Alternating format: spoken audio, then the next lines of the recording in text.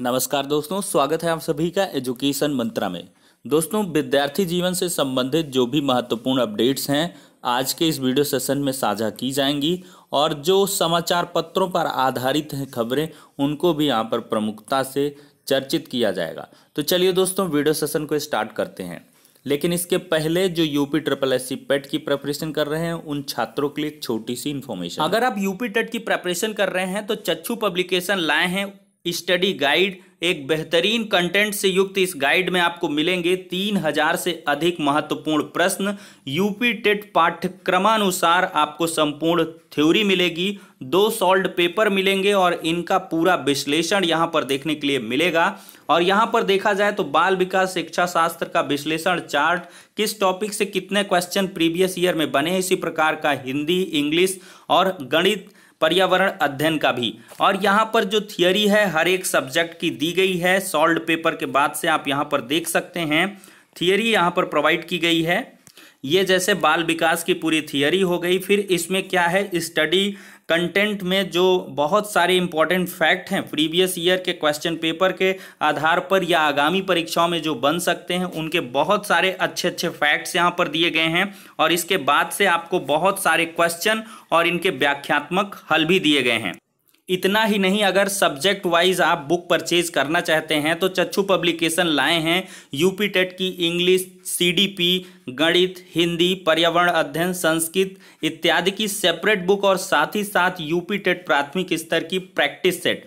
तो ये बुक्स आपको ऑनलाइन और ऑफलाइन हर एक जगह अवेलेबल है। आप अपने नज़दीकी बुक स्टॉल पर चेक कर सकते हैं, वहाँ से अच्छे से इसकी एनालिसिस कर सकते हैं। अगर बुक अच्छी लगे तो परचेज भी कर सकते हैं। ज़्यादा जानकारी के लिए लिंक डिस्क्रिप्शन बॉक्स में प्रोवाइड है, वहाँ से डिटेल्ड इन्फॉर्मेशन कलेक्ट कर सकते हैं। दोस्तों, उत्तर प्रदेश में काफ़ी लंबे समय से विद्यालय बंद चल रहे थे। हालांकि शिक्षक जा रहे थे लेकिन विद्यार्थी यहाँ पर नहीं जा रहे थे। उनको ऑनलाइन मोड से ही जो एजुकेशन है वो प्रोवाइड की जा रही थी। तो ऐसे में सीएम सर के निर्देशानुसार अब 1 सितंबर से स्कूल खोलने की तैयारी कर दी गई है।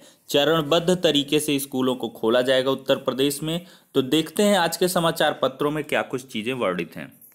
देख सकते हैं दोस्तों, 1 सितंबर से परिषदीय स्कूल खोलने की तैयारी हो चुकी है। मुख्यमंत्री योगी ने स्कूल खोलने के तैयार करने के लिए निर्देश दिए हैं। पहले हाई स्कूल, फिर इंटर, फिर डिग्री कॉलेज खोलने की स्थिति पर आकलन किया जाएगा। उसके बाद परिषदीय स्कूलों को खोल दिया जाएगा।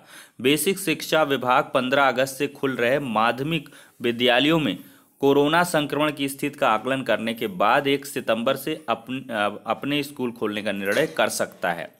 मुख्यमंत्री योगी जी ने मंगलवार को आयोजित टीम 9 की बैठक में कोरोना संक्रमण की स्थिति नियंत्रित होने के चलते सभी शिक्षण संस्थानों में नया सत्र शुरू करने की तैयारी के निर्देश यहां पर दे दिए हैं। तो देख सकते हैं दोस्तों, यहां पर 1 to 8 वाले जो परिषदीय स्कूल हैं वो भी 1 सितंबर से यहाँ पर खोले जा सकते हैं। सीएम सर ने स्थितियों को जायजा लेने के बाद ये निर्णय लेने के लिए कहा है और मंत्री जी का भी स्टेटमेंट आप लोग देख सकते हैं।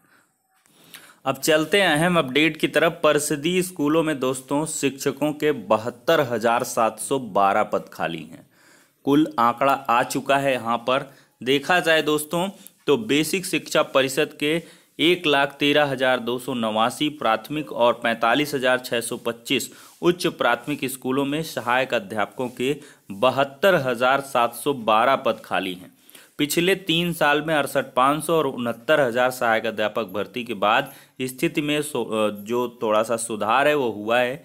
प्राथमिक स्कूलों में शिक्षकों के 63,261 पद रिक्त हैं। जून 2021 में ग्रामीण स्कूलों में 51,112 रिक्त पद थे, जिसका हलफनामा सरकार ने सुप्रीम कोर्ट में पिछले साल जून में ही लगा दिया था। इसके अलावा नगर क्षेत्र के स्कूलों में 12,149 शिक्षकों की कमी है। हालांकि नगर क्षेत्र का कैडर अलग होने के कारण इन पदों पर सीधी भर्ती नहीं होती। तो देखा जाए तो प्राथमिक और उच्च प्राथमिक में प्रधानाध्यापकों के 53,778 पद रिक्त होने की सूचना शासन को भेजी गई है। तो 2 साल से शिक्षक भर्ती के लिए आंदोलन कर रहे हैं। प्राइमरी में 63,261 और उच्च प्राथमिक में 9,451 शिक्षकों की कमी है। शहर व गांव के स्कूलों में प्रधानाध्यापकों के 53,778 पद रिक्त हैं। 69,000 सहायक अध्यापक भर्ती के बाद की ये स्थिति है। तो देख सकते हैं दोस्तों, आपको हमेशा से बताया था कि 50 से 60,000 पद तो कन्फर्म है।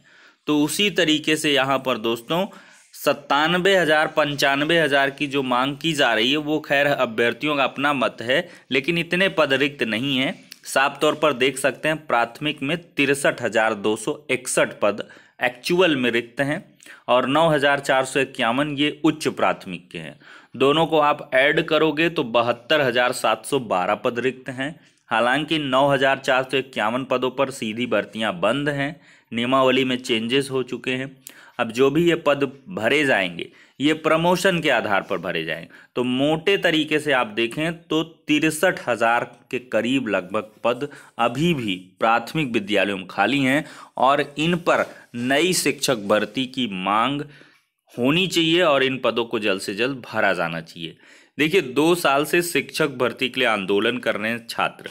बीएड डीएलएड पूर्व में बीटीसी और टीटी सीटीईटी पास लाखों बेरोजगार 2 साल से सरकार से नई शिक्षक भर्ती शुरू करने की मांग कर रहे हैं। दर्जनों बार ट्विटर पर अभियान चलाने के अलावा लखनऊ में धरना दे चुके हैं, लेकिन कोई सुनवाई नहीं हुई है। तो दोस्तों यहाँ पर देख सकते हैं उच्च प्राथमिक स्कूलों में भर्ती पर रोक लगी है। 2013 की गणित विज्ञान भर्ती के बाद नगर क्षेत्र के स्कूलों में शिक्षकों की भी भारी कमी, हालांकि इसमें चेंजेस किए जा रहे हैं और आई थिंक अब नगर से ग्रामीण और ग्रामीण से नगर पर तबादले हो जाएंगे। तो ये स्थितियाँ जो नगर में कम शिक्षकों की स्थिति से विद्यालय जूझ रहे हैं उनमें थोड़ा सा सुधार हो जाएगा।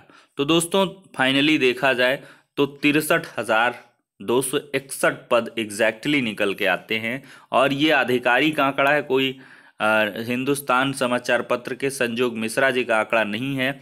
इसमें रिपोर्ट में शासन ने पूरी तरीके से स्पष्ट किया है कि ये इतने पद हमारे पास खाली हैं। पिछले दिनों आपको याद होगा एक लेटर भी निकल के वायरल हुआ था और मैंने भी उस पर वीडियो बनाया था। उसमें साफ तौर पर कार्यरत शिक्षक, रिक्त रह गए पद, इन सब का आंकड़ा मांगा गया था। तो उसी का में भी ये आधिकारिक आंकड़ा शासन को सौंपा गया हो तो उसमें 63,261 पद निकल के आ रहे हैं। तो एक बड़ी खुशखबरी है दोस्तों कि कम से कम पदों की स्थितियां तो स्पष्ट हो गई हैं कि 63,000 पद रिक्त हैं। अब शासन को चाहिए कि इस पर नई शिक्षक भर्ती जल्द से जल्द जारी करें और टीटी वगैरह को समयबद्ध तरीके से करवाएं। अब दोस्तों एक बड़ा परिवर्तन देखने के लिए मिला। राज्यों को ओबीसी सूची के अधिकार वाला बिल मंजूर हो चुका है। केंद्रीय मंत्रिमंडल ने बुधवार को ओबीसी आरक्षण से संबंधित संविधान संशोधन को मंजूरी दे दी है। इसमें राज्यों को ओबीसी की सूची तैयार करने का अधिकार फिर से देने का प्रावधान है। सरकार विधेयक को इसी सप्ताह संसद में पेश कर सकती है। सूत्रों ने यह जानकारी दी है और भैया संसद में पेश करेंगे और बढ़िया तरीके से इसका सब पास वास हो जाएगा, कोई दिक्कत नहीं है। यह विधेयक इसलिए लाना पड़ा क्योंकि हाल में सुप्रीम कोर्ट ने ओबीसी सूची बनाने के राज्यों के हक पर रोक लगा दी थी। कोर्ट ने फैसले की समीक्षा की, केंद्र की याचिका को खारिज भी किया था। तो रिव्यू पिटीशन भी खारिज हो गई केंद्र सरकार की। तो इन्होंने कहा चलो भैया अगर आप नहीं मानते हो तो फिर हम बनवा लेते हैं। तो उसके लिए यहाँ पर बिल मंजूर करवा लिया गया है, उसको संसद में भी जल्द पेश कर दिया जाएगा। सिर्फ देख सकते हैं आप, चुनाव नज़दीक हैं तो ऐसे में ओबीसी आरक्षण को बहाल कर दिया गया। हालांकि मैं यहाँ पर बुराई नहीं कर रहा हूँ कि ओबीसी वर्ग वाले अभ्यर्थियाँ आहत हो जाएं। नीट में 27% आरक्षण मिला ओबीसी को और साथ ही साथ 10% ईडब्ल्यूएस को भी मिला है। ये भी पूरी तरीके से जग जाहिर है, लेकिन भाई ईडब्ल्यूएस वाले का जिक्र कम होता है, ओबीसी वाले का ज़्यादा होता है। यहाँ पर सही चीज़ों पर बोलना चाहिए, कुल मिला के किसी का पक्ष नहीं लेना चाहिए। चलते हैं अगली अपडेट की तरफ। दोस्तों पहली बार यहाँ पर 75 जिलों में टीजीटी पीजीटी परीक्षा होने जा रही है। दौरे पर आए चयन बोर्ड के चेयरमैन ने दिया केंद्रों का निरीक्षण किया है। वीरेश कुमार हैं चेयरमैन उत्तर प्रदेश शिक्षा सेवा चयन बोर्ड के। 7 और 8 को टीजीटी है, 17-18 को पीजीटी है। पहली बार 75 जिलों में कराई जा रही है। ईश्वर करें कि ये निष्पक्ष और पारदर्शी ढंग से संपादित हो परीक्षा। नकल करने वालों को सभी परीक्षा से करेंगे डिबार। साल भर गैंग पर नज़र रखेगी यूपी एसटीएफ की टीम।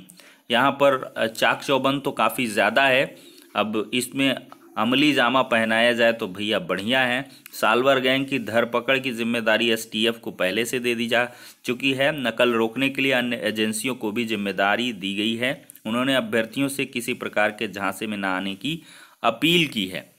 तो ऐसे में नकल या अन्य अनुचित साधनों का प्रयोग करने वालों को विशेष सतर्कता बरतने की ज़रूरत है। इसमें कोविड प्रोटोकॉल और सावधानियों से संबंधित सभी जानकारियां दर्ज की गई हैं। विस्तृत जो निर्देश हैं वो भी जारी किए गए हैं, उसके संबंध में सेपरेट वीडियो बना दिया जाएगा। तो फिलहाल के लिए आप लोग अच्छे से फ्रेश मूड से एग्ज़ाम को दें, काफ़ी नज़दीक है एग्ज़ाम।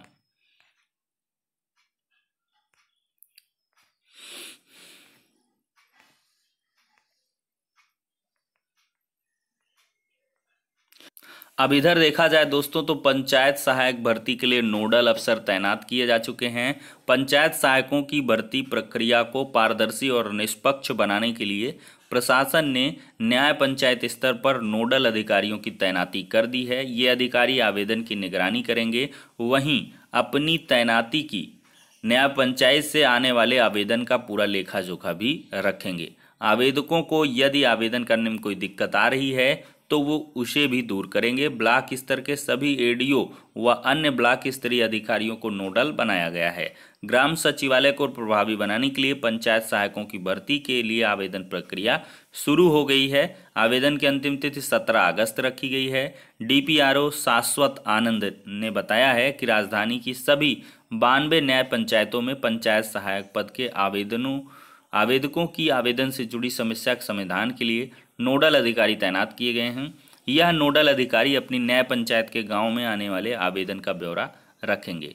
तो दोस्तों आरक्षण पर भी नज़र रखी जाएगी, किसी प्रकार की अनियमितता ना हो। ओबीसी, एससी, एसटी महिला के आरक्षित हैं तो उन्हीं पद के लिए आवेदन हो, और साथ ही साथ गांव में कोरोना से मृतक व्यक्ति के परिवार से पत्नी, पुत्र आदि के अगर आरक्षण श्रेणी को पूरा करते हैं तो 12वीं पास है तो उनके आवेदन पर भी नज़र रखी जाएगी। दोस्तों खुशखबरी की बात है, इलाहाबाद विश्वविद्यालय में शिक्षक भर्ती पर काउंसिल की मुहर लग चुकी है। यहाँ पर देख सकते हैं इलाहाबाद विश्वविद्यालय में शिक्षक भर्ती को बुधवार को कुलपति प्रोफेसर संगीता श्रीवास्तव की अध्यक्षता में एकेडमिक काउंसिल ने मंजूरी दे दी है। 12 अगस्त की कार्य परिषद से अंतिम मुहर लगने के बाद विज्ञापन जारी करने के आवेदन की प्रक्रिया शुरू कर दी जाएगी, और कई अन्य मसलों पर भी काउंसिल ने मुहर लगा दी है। तो दोस्तों जल्द ही यहाँ पर आवेदन देखने के लिए मिलेगा। तो दोस्तों एक अहम बदलाव, इलाहाबाद विश्वविद्यालय की एकेडमिक काउंसिल ने अहम निर्णय लिया है। असिस्टेंट प्रोफेसर बनने के लिए देनी होगी लिखित परीक्षा। इलाहाबाद विश्वविद्यालय में शिक्षकों की कमी जल्द पूरी होगी। शिक्षकों के 595 पदों के लिए जल्द विज्ञापन जारी होगा। खास बात यह है कि पहली बार असिस्टेंट प्रोफेसर भर्ती के लिए लिखित परीक्षा क्वालिफाइंग परीक्षा होगी। इस पर बुधवार को कुलपति प्रोफेसर संगीता श्रीवास्तव के अध्यक्षता में हुई एकेडमिक काउंसिल की बैठक में मुहर लगा दी गई है। पीआरओ डॉक्टर जया कपूर की ओर से जारी सूचना के अनुसार खाली पदों के रोस्टर का प्रस्ताव पारित हुआ है, जिसमें विश्वविद्यालयों में 595 खाली पद हैं। 357 असिस्टेंट प्रोफेसर के, एसोसिएट प्रोफेसर के 168, प्रोफेसर के 70 पद हैं। सभी पदों को यूजीसी के 2018 के नियम के अनुसार भरा जाएगा। असिस्टेंट प्रोफेसर के लिए यूजीसी के नेट सिलेबस पर आधारित एक लिखित परीक्षा होगी जो क्वालिफाइंग परीक्षा होगी। ठीक है, इससे सिर्फ क्वालिफाई होंगे। ठीक है दोस्तों, तो दोस्तों इस प्रकार से सारी अपडेट्स यहाँ पे डिस्कस हो जाती हैं। अब नेक्स्ट वीडियो मिलते हैं, तब तक के लिए शुक्रिया, धन्यवाद।